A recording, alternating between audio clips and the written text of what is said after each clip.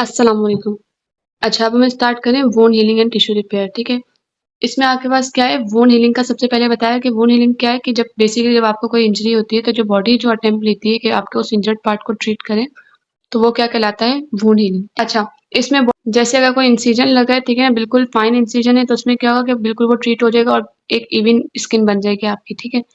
लेकिन कभी ऐसा भी होता है कि मतलब बॉडी बहुत ज़्यादा मतलब वो बेसिकली आपका टिश्यू बन जाता है, तो वो क्या कर जाते हैं, किलोइड बना देता है, एडेशंस बन जाती है या कॉन्ट्रेक्चर हो जाती है। कॉन्ट्रेक्चर बेसिकली कब होते हैं, जब आपके जैसे आपका हाथ है ना और ये फिंगर्स हैं, तो फिंगर्स आपकी यूजुअली क्या करती हैं, बेंड हो जाती है, राइट? लेकिन और स्ट्रेट भी हो जाती है। लेकिन कभी कभी क्या होता है, जब आपको बर्न होता है तो उसमें क्या होता है, आपकी ये सारी स्किन जल जाती है, ठीक है? तो जब वो हील करेगा तो वो डायरेक्ट इसको आपकी पाम साइड के साथ मिलाने लग जाएगा, वो जो टिश्यू जितना भी बनेगा, तो इसकी वजह से क्या होगा कि आपका हाथ जो है कॉन्ट्रैक्टेड स्टेट में रह जाएगा। अच्छा, वोंड हीलिंग के 3 फेजेज़ होते हैं, inflammatory, proliferative and remodelling phase. इन 3 फेज को हम यहाँ से पढ़ते हैं आसानी के लिए। अच्छा, सबसे पहले इन्फ्लेमेटरी फेज। इन्फ्लेमेशन का तो हमें पता है कि जो इसकी वो 5 चीज़ होती है, पेलर, डॉलर, कलर, ट्यूमर, र्यूबर, ठीक है? वो जो 5 साइन होते हैं। इन्फ्लेमेटरी फेज का क्या है कि ये आपके पास कब होगा, जब आपको कोई भी वुंड लगा, ठीक है? कोई भी वुंड हुआ फ्रॉम डे 2 टू डे 3, ठीक है? जब दूसरा या तीसरा दिन होता है वुंड, जब आपको कोई भी हुआ है तो उसके दूसरे या तीसरे दिन से ये स्टार्ट होता है और ये आपका क्या कहलाता है, इन्फ्लेमेटरी फेज, ठीक है? इसमें सबसे पहले क्या होगा, वही आपकी ब्लीडिंग हो रही है, ब्लीडिंग को रोकने के लिए क्या होगा, वैसोकंस्ट्रिक्शन होगी ताकि ब्लड लॉस रुक जाए, ठीक है? उसके बाद आपके क्या बनेंगे, थ्रोम्बस बनेंगे। और ये थ्रोम्बस कैसे बनते हैं कि आपकी प्लेटलेट जो आपका जो एरिया इंजर्ड हुआ होता है वहाँ के आपके प्लेटलेट लगने लग जाते हैं, उस एपिथेलियम से अटैच करते हैं, एंडोथेलियम से। और ये क्या निकालते हैं, एडीपी, ठीक है? एडीपी क्या करेगा, थ्रोम्बोलाइटिक एग्रीगेट को मजीद बुलाएगा और ताकि वो क्या करें, वुंड को फिल कर दें बेसिकली, ठीक है? थ्रोम्बोसाइटिक एग्रीगेट्स बनेंगे। अच्छा, जब ब्लीडिंग रुक जाएगी तब क्या होगा कि प्लेटलेट अपने साइटोकाइंस निकालेंगे, जैसे पीडीजीएफ, आई फैक्टर 4 और टीजीएफ बीटा, ठीक है? ये सब मिलके क्या करेंगे, आपके न्यूट्रोफिल्स को और मैक्रोफिलिस को एक्टिवेट करेंगे। फिर ये क्या करेंगे, आपके पास मजीद आपके पास रेडियोएक्टिव अमाइन रिलीज होंगे जो आपके प्लेटलेट और जो लोकली इंजर्ड टिश्यू था वो रिलीज करेंगे, ठीक है? ये अमाइंस क्या करेंगे, ये अमाइंस कौन से हैं, हिस्टामिन है, सेरोटोनिन है, ठीक है? ये सब अमाइन क्या करेंगे, मजीद परमेबिलिटी को बढ़ाएंगे और इससे क्या होगा, सेल इन्फ्लेमेशन, बेसिकली जो इन्फिल्ट्रेशन होती है इन्फ्लेमेटरी सेल की, वो ज्यादा होगी, ज्यादा इन्फ्लेमेटरी सेल्स आने लगेंगे। इसके बाद क्या है कि आपके जो मैक्रोफेजेस हैं वो क्या काम करते हैं, साथ-साथ वो डेड टिश्यू को अपने फेगोसाइट करने लग जाते हैं, फेगोसाइटोस करने लग जाते हैं, ठीक है? और यही मैक्रोफेज क्या करते हैं, फाइब्रोब्लास्ट को भी निकलवाते हैं, उनको भी प्रिपेयर करते हैं फॉर द नेक्स्ट स्टेज जो कि आपकी प्रोलिफरेटिव फेज होगा, ठीक है? और आपका जो बेसिकली जो इंटीग्रिटी या सपोर्ट प्रोवाइड करता है तो वही आपका क्या है, वो फिब्रिन है, ठीक है? जो कि फिब्रिनोजेन से बनता है। अच्छा, प्रोलिफरेटिव फेज में आपके पास क्या है कि फाइब्रोब्लास्ट एक्टिवेट हुए, इन्होंने कोलेजन बनाया, कोलेजन के साथ-साथ ग्राउंड सब्सटेंस बनाया, ठीक है? इसमें क्या होता है, विटामिन सी चाहिए होते हैं ताकि बेसिकली कोलेजन बन सके, ठीक है? इसमें एंजियोजेनेसिस भी होगी, आपकी वेसल्स बनने लगेंगी, रीएपिथेलाइजेशन होगी उस वुंड सरफेस की, ग्रेनुलेशन टिश्यू बनने लगेगा, ठीक है? अच्छा, आपका कौन सा कोलेजन बन रहा है, इसमें कोलेजन टाइप 3, ठीक है? और ये वुंड कॉन्ट्रैक्शन स्टार्ट होने लग जाएगा शुरू के 3 हफ्ते में। ये जो कोलेजन टाइप 3 है, जब आपका रिमॉडलिंग फेज आता है, इसमें क्या होता है, कोलेजन टाइप 3 कोलेजन टाइप 1 से रिप्लेस होता है, ठीक है? और इनका फाइनल रेशियो क्या रह जाता है कि आपका टाइप 1 जो कोलेजन था वो 4 रह जाएगा, 4 टाइम्स ज़्यादा होगा देन के आपके टाइप 3 कोलेजन, ठीक है? ये कोलेजन फाइबर शुरू में जो थे आपके क्या थे, रैंडमली डिपॉजिट हुए थे ना, अब क्या है, ये बिल्कुल लाइन ऑफ टेंशन में लाइन हो रहे हैं, ठीक है? फिर आपके पास क्या है, वेस्कुलरिटी कम हो जाएगी, जैसे ब्लीडिंग रुक गई, इसलिए फाइब्रोब्लास्ट और मायोफिब्रोब्लास्ट की एक्टिविटी मजीद होने लग जाएगी, वो वुंड कॉन्ट्रैक्शन को एनहांस करेंगे ताकि वो बेसिकली कॉन्ट्रैक्ट कर जाए, बिल्कुल फैला हुआ ना हो, एक साइज एक उसमें आ जाए। फिर क्या है, टेंसाइल स्ट्रेंथ का बताया हुआ है कि ये आपके पास क्या करती है, मतलब वुंड कब बिल्कुल स्ट्रेंथ ले लेता है अपनी, eight 12th week post injury, ठीक है? इंजरी के बाद 12वें हफ्ते पे, सही। अच्छा, इसी तरह आपके पास बाकी टिश्यू, बाकी एरिया में भी हीलिंग बताइए कैसी होती है, जैसे आपकी बोन है, बोन में भी क्या है कि यही सारे फेजेस होंगे जो भी हम बता के आए, ठीक है? लेकिन साथ साथ इसमें क्या है कि आपके पास कैलस की फॉर्मेशन होती है और आपका कैलस क्या है, एक इमेच्योर बोन है, ठीक है? इस इमेच्योर बोन में आपके पास क्या होगा, ऑस्टियोइड होगा, और ये ऑस्टियोइड क्या होता है आपका, मिनरलाइज होता है बाय हाइड्रोक्सी एपेटाइट, ठीक है? और ये ऑस्टियोइड कौन बनाता है, आपके ऑस्टियोब्लास्ट बनाते हैं, ठीक है? रीमॉडलिंग फेज में इसमें आपके पास क्या है कि आपका जो कॉर्टिकल स्ट्रक्चर है और जो आपकी जो मेडुलरी कैविटी है बेसिकली जो बोन के बीच में होती है, ठीक है? ये क्या होगी, ये दोबारा रिस्टोर हो जाएगी, ठीक है? अब अगर फ्रैक्चर एंड जो आपकी बोन फ्रैक्चर हुई थी, अगर तो वो एरिया वो एंड जो है वो करीब है, ठीक है? तो वो क्या करेंगे, अप्रोक्सीमेट कर जाएंगे, ठीक है? रिजिडली फिक्स हो जाएंगे उस कैलस फॉर्मेशन से, ठीक है? लेकिन अगर गैप ज्यादा है तो इसमें भी क्या होगा कि आपको सेकेंडरी हीलिंग की जरूरत पड़ेगी। अभी हम पढ़ते हैं प्राइमरी सेकेंडरी हीलिंग क्या होती है, ठीक है?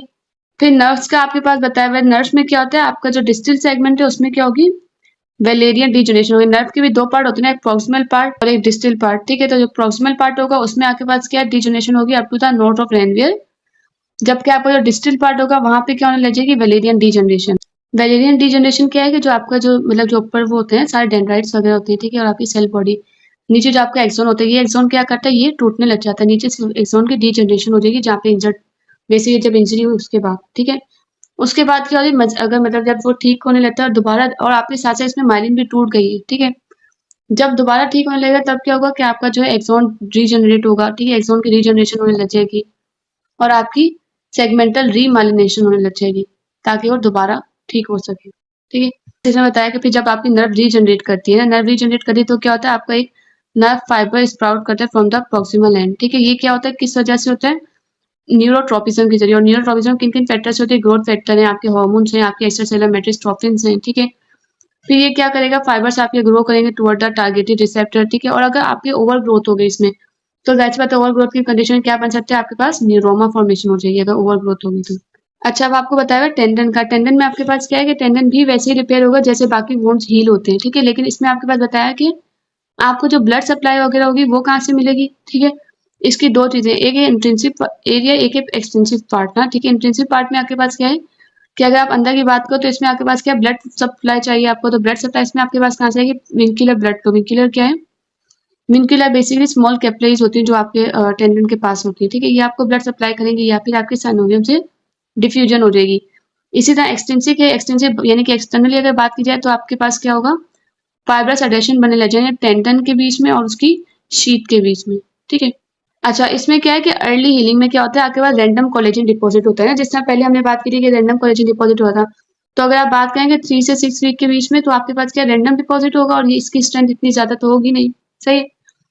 अच्छा, इसमें बताया कि अगर आप एक्टिवली मोबिलाइज करो टेंडन को भी, ठीक है, तो ये क्या करता है, अटेशन होने से बचा सकता है। इसी तरह अगर आप स्प्लिंटेज कर दो तो जो आपका जो टेंडन आपने ट्रीट किया था या जो ठीक हो रहा था उस दोबारा रप्चर होने से वो बच सकता है। अच्छा, अब आपके पास क्या है, एबनॉर्मल हीलिंग। एबनॉर्मल हीलिंग में क्या है कि ये आपके पास जैसे अगर हीलिंग डिले अगर हो गई तो उसमें आपके पास क्या होगा, जाहिर सी बात है कॉस्मेटिक रिजल्ट क्या होगा, खराब होगा, यानी कि इतने अच्छे से वो हील नहीं होगा। क्योंकि आपका मेन एम क्या है कि आप कैसे हील करें उस चीज को, प्राइमरी इंटेंशन के जरिए। हीलिंग के आपके पास 3 इंटेंशन है, प्राइमरी, सेकेंडरी और टर्शियरी, ठीक है। टर्शियरी को आप डिलेड प्राइमरी भी कहते हैं, मतलब पहले ये हो सकता है फिर ये होगा देन ये, ठीक है। इस प्राइमरी में आपके पास क्या है, वुंड एजेस क्या होंगी, बिल्कुल ही अपोज्ड होंगी, बिल्कुल करीब होंगी, सही है। तो वो क्या होगा, इजीली हील कर जाएगा, नॉर्मल हीलिंग होगी और स्कार भी इतना ज्यादा नहीं बनेगा। इसी तरह टर्शियरी हीलिंग क्या है कि टर्शियरी में जो आपका वुंड तो उसको आपने अगर उसमें थोड़ा सा डेब्रिस वगैरह था तो आपने थोड़ी देर उसको ओपन रहने दिया, ठीक है। लेकिन बाद में क्या हुआ, आपने उसको सर्जिकली क्लोज कर लिया ना, ठीक है, सुचर्स लगा दिए। लेकिन जो सेकेंडरी इंटेंशन है इसमें आपके पास क्या है कि आप इसमें वुंड को ओपन छोड़ देते हो पूरा टाइम के लिए, ठीक है। फिर इसमें क्या होगा, वही डेब्रिस वगैरह सब कुछ खत्म होगा और ये वुंड खुद ब खुद हील होगा बाय ग्रेन्युलेशन, सही। और इसमें बहुत खराब स्कार बनता है, मतलब पुअर स्कार जिसे कहते हैं। यहाँ भी वही सब बताया हुआ है। अच्छा, आप बताना टाइप ऑफ वुंड, या तो वुंड टाइडी होगा या फिर अनटाइडी होगा। अगर टाइडी होगा तो यानी जैसे इंसाइज वुंड अभी हमने बात की बिल्कुल करीब होते हैं जिसमें ना बिल्कुल एक हल्का सा कट लगाओ। इसी तरह कोई क्रश इंजरी आएगी तो वो क्या कहलाएगी, अनटाइडी होगी। और एवल्स यानी कि कोई वुंड पार्ट भी उड़ के चला गया हो, ठीक है। फिर जो टाइडी वुंड था उसका हमने क्या कहा था, ये क्लीन होगा, ये कंटामिनेटेड होगा, इसमें हेल्दी टिश्यू होता है, इसमें डिवाइटलाइज टिश्यू होगा, डेड टिश्यू होगा, ठीक है। इसमें इतना ज़्यादा टिश्यू लॉस नहीं होता और इसमें बहुत ज़्यादा टिश्यू लॉस होता है, ठीक है। जैसे हमने बात की थी कि जब प्राइमरी रिपेयर, हम सब हर स्ट्रक्चर का हम यही चाहते हैं कि भाई प्राइमरी रिपेयर हो, लेकिन अगर कोई कंटामिनेटेड है तो उसमें हमें क्या करना पड़ता है, थोड़ा सा डिले करना पड़ता है उसको। हम अगर ज़्यादा वो हो तो फिर हमें सेकेंडरी रिपेयर की तरफ जाना पड़ता है, ठीक है। जैसे जो कंटामिनेटेड वुंड है उसमें हमारे पास क्या था, कोई एक्सप्लोजन हो गया या बुलेट चली गई या मतलब पर्सन की बॉडी में इंट्रोड्यूस हो गई या फिर मिसाइल वगैरह, तो इनमें क्या होता है, बुलेट जैसे गई तो इसमें आपको इनिशियली क्या लगेगा कि आपका जो इंटर टिश्यू इतना ज़्यादा डीप फील नहीं होता ना, ठीक है। लेकिन वो बहुत एक्सटेंड तक गया होता है अंदर, सही।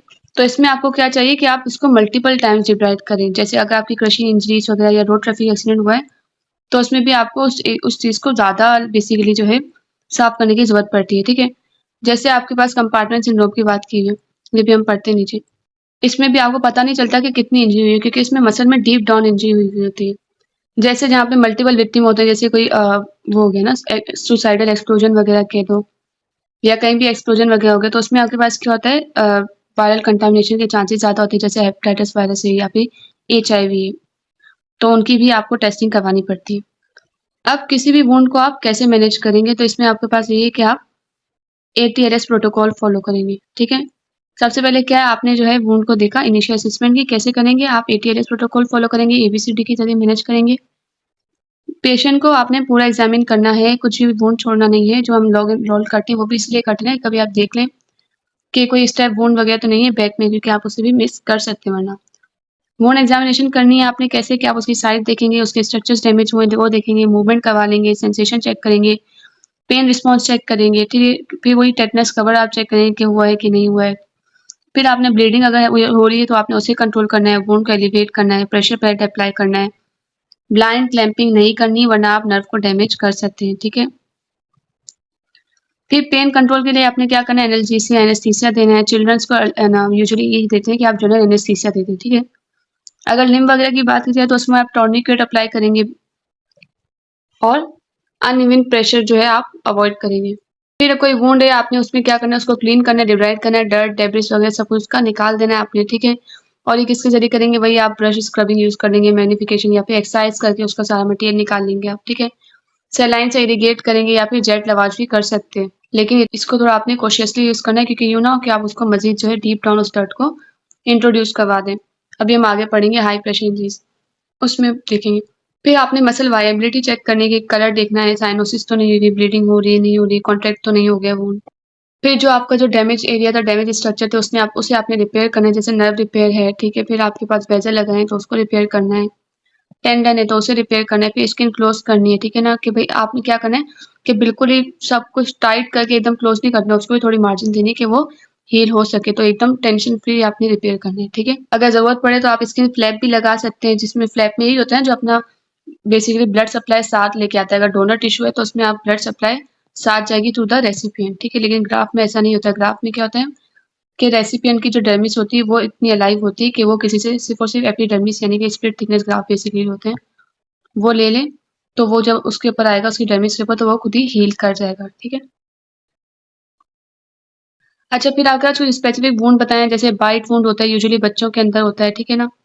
जैसे यहाँ पे दिखाया है, ये जैसे डॉग बाइट वुंड दिखा है, तो इनकी अलग से मैनेजमेंट होती है। इन्हें आप मैनेज करने के लिए क्या करते हैं, वही क्लीन करेंगे, एक्सप्लोर करेंगे, डिब्राइड करेंगे, कोई भी कचरा वगैरह कुछ भी उसमें है तो आपने वो निकाल दिया, ठीक है। स्किन को वही आपने क्लोज करना है विदाउट टेंशन।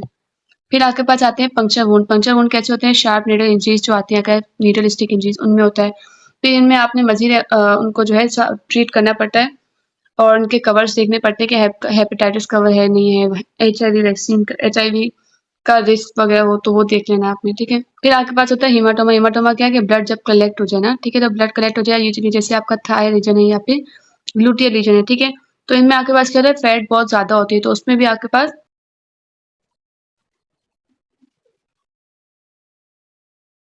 उसको आप कैसे ठीक करेंगे, आप हल्का सा इंसाइज करें, सारा ब्लड बाहर आ जाएगा, ठीक है। या फिर आप जो उसको एस्पायर भी कर सकते हैं, ठीक। अच्छा, अगर आपने हीमाटोमा को ट्रीट नहीं किया तो ये क्या हो सकता है, कैल्सीफाई कर सकता है, और इस कैल्सिफिकेशन को फिर आपने सर्जिकली एक्सप्लोर करना पड़ेगा। फिर होती है डीग्लविंग इंजरीज। डीग्लविंग इंजरी में क्या है कि आपकी स्किन और सबक्यूटेनियस फैट उठ जाएगी, तो आपको नीचे से टेंडन स्ट्रक्चर, बोन वगैरह या आपका जो न्यूरोवेस्कुलर स्ट्रक्चर है वो सब नजर आने लग जाएगा, ठीक है। जैसे इसमें आपको एग्जांपल किस चीज की दी हुई है, ये डीग्लविंग हैंड इंजरी, जिसमें आप बेसिकली अगर आपकी जो रिंग जब फंस जाए, जब आप उसको एकदम बंदा निकाले तो उसकी वजह से हो सकता है। या जैसे रोल ओवर इंजरी है तो इसमें हो सकता है जब जैसे कोई कार वगैरह है या मोटर व्हीकल है वो आके रोल कर जाए, ठीक है। इन इंजरीज में क्या होता है कि इतना आपको पता नहीं होता, लेकिन उससे भी ज्यादा जो है बेसिकली आपके पास डैमेज हुआ होता है अंदर, ठीक है। तो इसमें आपने क्या करना है कि अंडर एनेस्थीसिया आपने इसको एग्जामिन करना है, ठीक है। फ्लोरसीन आप एडमिनिस्टर कर सकते हैं कि आपने फ्लोरसीन डाई डाली तो जो भी वाइबल टिश्यू होगा वो क्या करेगा, ग्रीन कलर ले लेगा, येलो ग्रीन कलर आने लग जाएगा उसमें, ठीक है। और बाकी जो नॉन वायबल होगा वो आपको पता चलेगा। लेकिन फिर इसमें मसला क्या है कि किसी को एनाफाइलेटिक शॉक भी हो सकता है इससे, ठीक है। इसलिए आप क्या करते हैं कि आप जो है बेसिकली उसको एक्सरसाइज करके देते हैं, फिर एक्सरसाइज करते आते हैं, तो जितना आप डीप डाउन जाते आएंगे एपिडर्मिस टू डर्मिस, तो आपको पता चलता जाएगा कि कितनी स्किन वाइबल है कितना नहीं। तो अगर डर्मिस सहारा उसमें आपको वेजल्स वगैरह नजर आने, मतलब इसमें डर्मिस अभी भी मौजूद है, ठीक है। फिर जो आपका जो नॉन वायबल टिश्यू होता है जैसे डीग्लव इंजरी की वजह से, तो अगर आपका जितना भी नॉन वायबल टिश्यू है उसको आप क्या करते हैं, as a split skin graft ले सकते हैं उस एरिया में लगाने के लिए जहाँ से आपने सब कुछ डिब्राइड किया था। अच्छा, अब है कंपार्टमेंट सिंड्रोम। कंपार्टमेंट सिंड्रोम का आपके पास क्या है कि ये आपके पास कब होगा, जैसे कोई क्लोज आपको इंजरी हो गई हो, जैसे जब हम वो लगाते हैं स्प्लिंट वगैरह, ठीक है, या फिर हमने जो है बहुत हार्ड जो है वो कवरिंग कर दी ना उसकी, जैसे कोई फ्रैक्चर वगैरह हुआ है तो उसमें हमने बहुत टाइट उसको जो है बैंडेज कर दिया, तो उसकी वजह से क्या होगा, डीप डाउन आपका जो है ब्लड पूल करने लग जाएगा। एक तो फेशिया आपका इतना टेंस होता है कि वो क्या करेगा, कुछ भी लीक नहीं होने देगा वहां से, ठीक है। तो आपकी जो मसल के बीच में जो है ब्लड आके जमा हो जाएगा, ठीक है। तो मसल को ब्लड सप्लाई मिलेगी नहीं सही से, और वो क्या कर देंगे, डेड होने लग जाएंगे। सही। अच्छा, इसके 5 मेन साइन आते हैं, 5 पीस कहते हैं इसे हम, ठीक है। एक क्या है, पेन आउट ऑफ प्रोपोर्शन, पेलर, पेरिस्थीसिया, पेरिसिस और पैरालिसिस।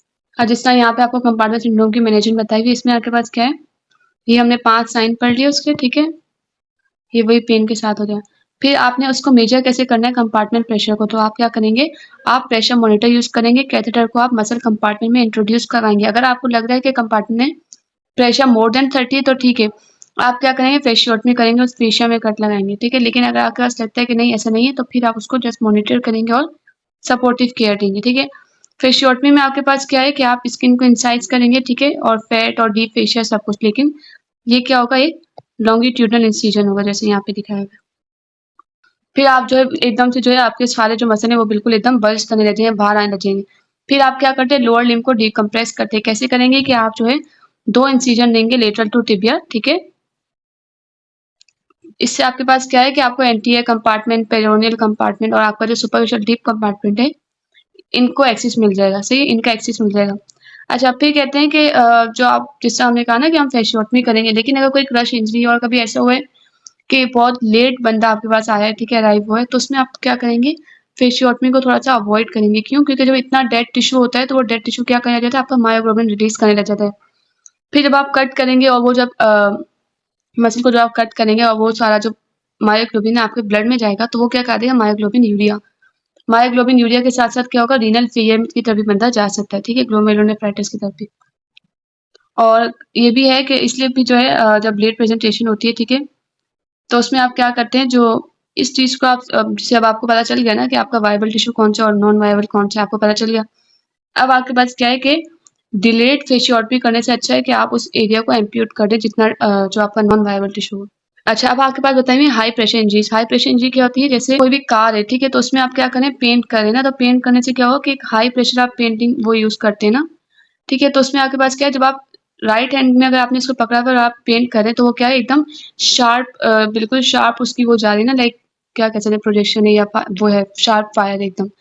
तो उसमें क्या है कि अगर आपका एकदम दूसरा नॉन डोमिनेंट हैंड, अगर आपका लेफ्ट हैंड बीच में आ जाए, तो क्या होगा, उसकी फिंगर पे भी क्या होगा, सीधा जाके ये आपकी जो है पेंट जो वो था, एक लाइन थी बेसिकली, वो आपके उस फिंगर पे जाके रहेगी, तो एकदम डीप डाउन वो क्या करा देगी, होल बना देगी ना एकदम। वो होल क्या करेगा, मतलब इतना आपको फील नहीं आएगी कि इतना अंदर गया है। अब वो पेंट अगर समझो आपका ऑयल या ग्रीस पेंट है, ऑयल पेंट का कहते हैं ज्यादा खतरनाक होता है। वो क्या करेगा, आपके फिंगर से लेके आपके फोर आर्म तक पूरा जो है पेंट फैल जाएगा ना। तो ये क्या कहलाती है, आपका हाई प्रेशर इंजेक्शन इंजरीज कहलाती है। इसमें आपके पास क्या है कि जो आपका लिक्विड होता है वो क्या करता है, spread along the fascial planes, ठीक है। जैसे अभी हमने बात की फिंगर टू फोर आर्म, ठीक है। और ये क्या करने, अगर कोई टॉक्सिक सब्सटेंस होगा तो वो टॉक्सिसिटी करवा देगा। तो इसका ट्रीटमेंट क्या है, सर्जिकल है कि आप उसको जो है कट लगा के वाइडली एक्सपोज करें उसको, और देन जो है आप उसका टॉक्सिक मटेरियल सारा रिमूव कर लें, ठीक है।